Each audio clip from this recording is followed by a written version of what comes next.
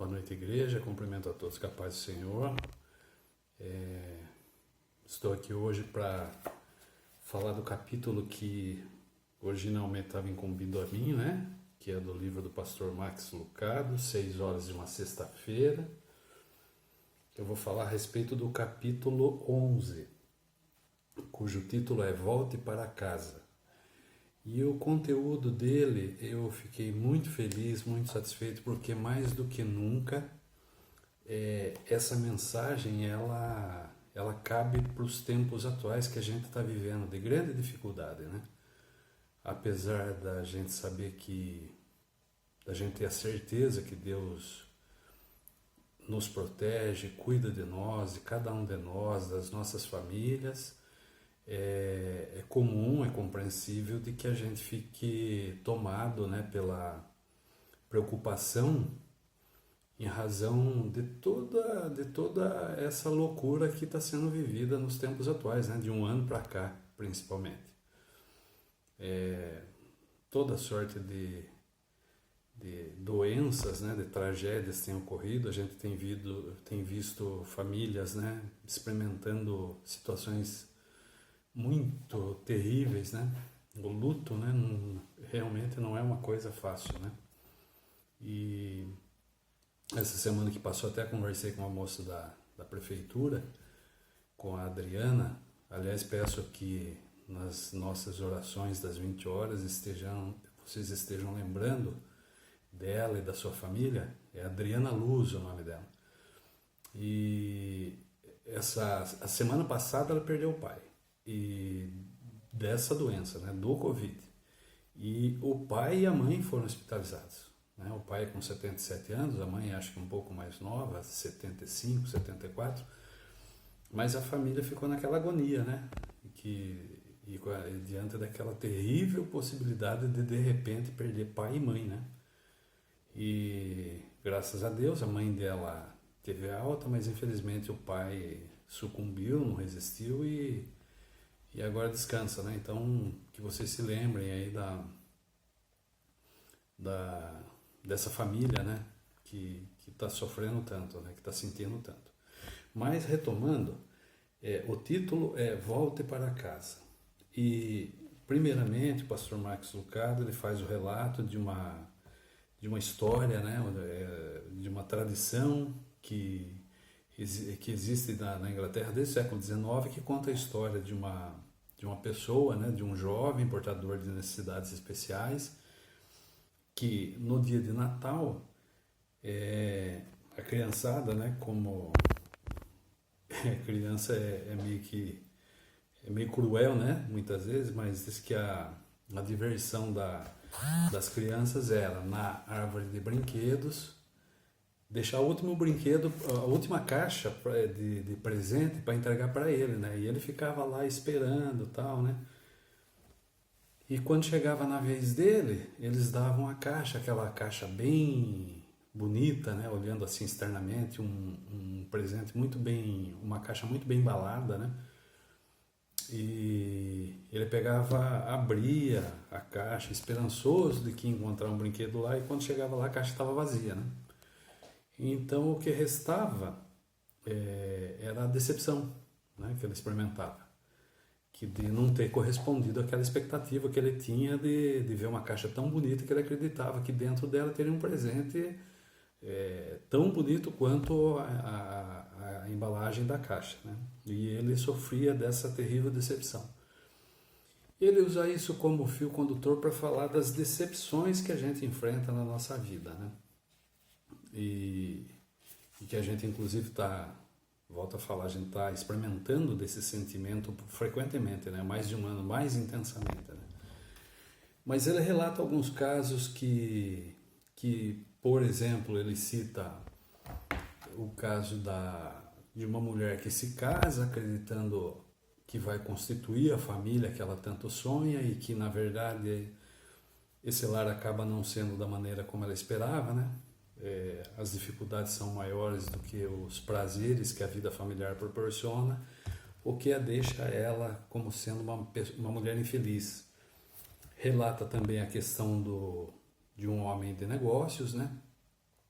que na busca daquele que se denomina ouro de tolo, né? Passa a vida correndo atrás de dinheiro e quando consegue a fortuna, a riqueza que deseja, ele não está satisfeito porque ao longo do caminho para essa conquista, ele foi obrigado a negligenciar a família, amigos, e ele enxerga muitas vezes naquele momento que o que era tão importante, né, ele desprezou. E que aquela riqueza, aquele status que ele possui, não preenche a lacuna do coração dele, né? Quer dizer, ele sente falta disso, né? De ter deixado filhos, esposa, abraço de filho, abraço de esposa, momentos com pais, irmãos, enfim, com tios, encontros familiares, tudo que ele deixou em troca do dinheiro, em troca da fama, da carreira, do sucesso, e que agora que ele tem tudo isso, ele se sente vazio, tal qual ele antes, quando ele buscava obter esse status, né? E por fim, ele cita, né?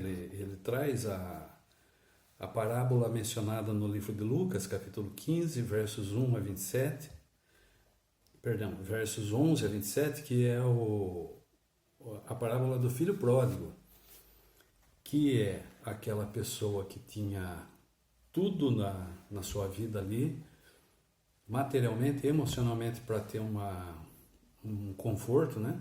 Vivia numa família abastada, né? Materialmente bem afortunada, e tinha pai carinhoso, enfim, é uma família que propiciaria para ele uma tranquilidade, uma segurança emocional. Ele joga tudo isso pro alto, né? Em troca das aventuras do mundo, né? E o pastor Max enfoca principalmente o sofrimento dele quando ele está no fim dessa trajetória dele, né? Ele pega e vai experimenta os prazeres do mundo, né?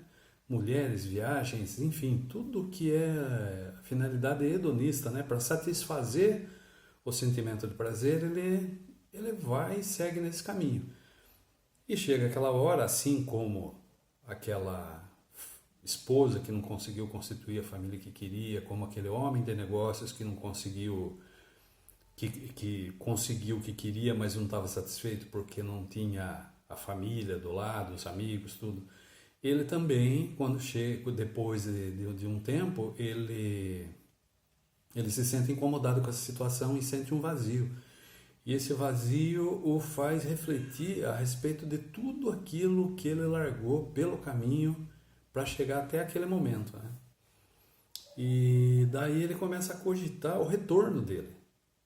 E com esse retorno bate aquela insegurança, né? Quer dizer, ele reflete a respeito disso, de que quando ele decidiu sair, ele não se preocupou com a família, com o que a família ia sentir com a partida dele.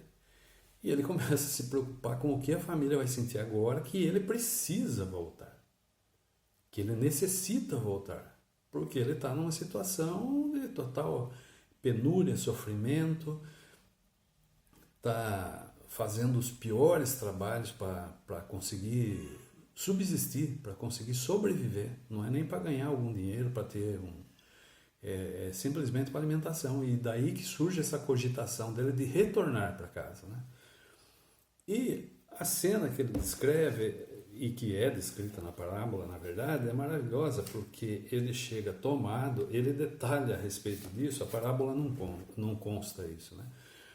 Mas ele procura fazer um detalhamento dessa ilustração do momento da chegada dele, como sendo dele chegar apreensivo, né, na entrada da propriedade do pai, hesitante, será que eu devo ou não devo?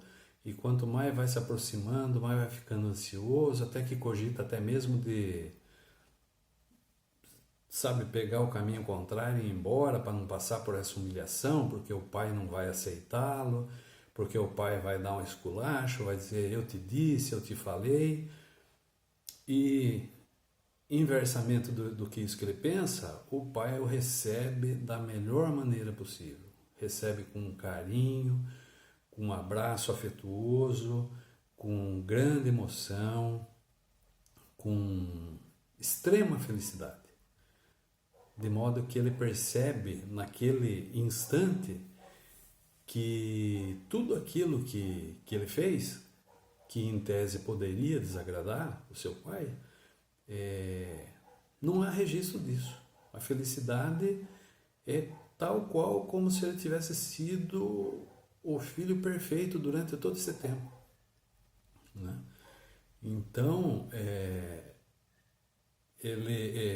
a conclusão que a gente tira disso é de que Deus tem esse mesmo sentimento por nós, né? Trazendo um pouco para os momentos que a gente está vivendo, que torna a dizer, não são fáceis, acredito que não está sendo fácil para ninguém, né? Ficar em casa, ter que cumprir um isolamento e ver tanta gente perdendo tanto ente querido, gente nova, né? Então, nesse contexto todo, muitas vezes a gente pode ser levado a pensar, a acreditar que esse momento que a gente está enfrentando é porque Deus ou não se importa conosco, com a humanidade, ou porque Ele está castigando a humanidade. E isso não é verdade, né? A gente aprende isso, graças a Deus, na nossa igreja, com o estudo, com o nosso pastor, com a ministração dele, com tudo que ele vem ensinando ao longo de todos esses anos para a gente.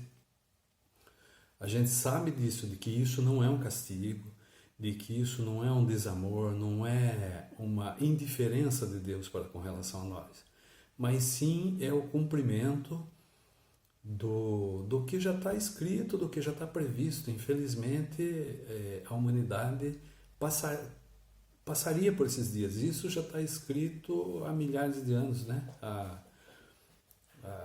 muitos anos atrás, biblicamente, tudo isso já tem previsão disso, né?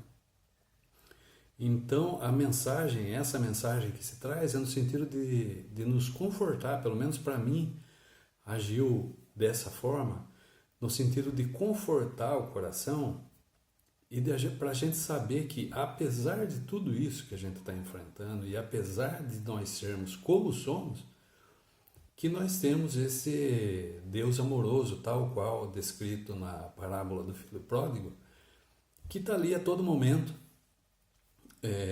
sempre pronto no portão, de braços abertos, para nos receber, para nos dar um colo, para nos dar um carinho, para nos dar uma energia, porque muitas vezes a gente procura isso em Deus, né? De falar, olha, estou esgotado, não consigo, não vejo solução, e é nele que a gente encontra essa energia, essas forças para seguir nessa caminhada, né? Então é isso que eu queria compartilhar com vocês, no sentido de que eu achei muito útil esse ensino desse capítulo Volte para Casa, que é esse sentimento que a gente tem que ter, apesar de tudo isso que a gente tem passado, né, tem vivido. Então,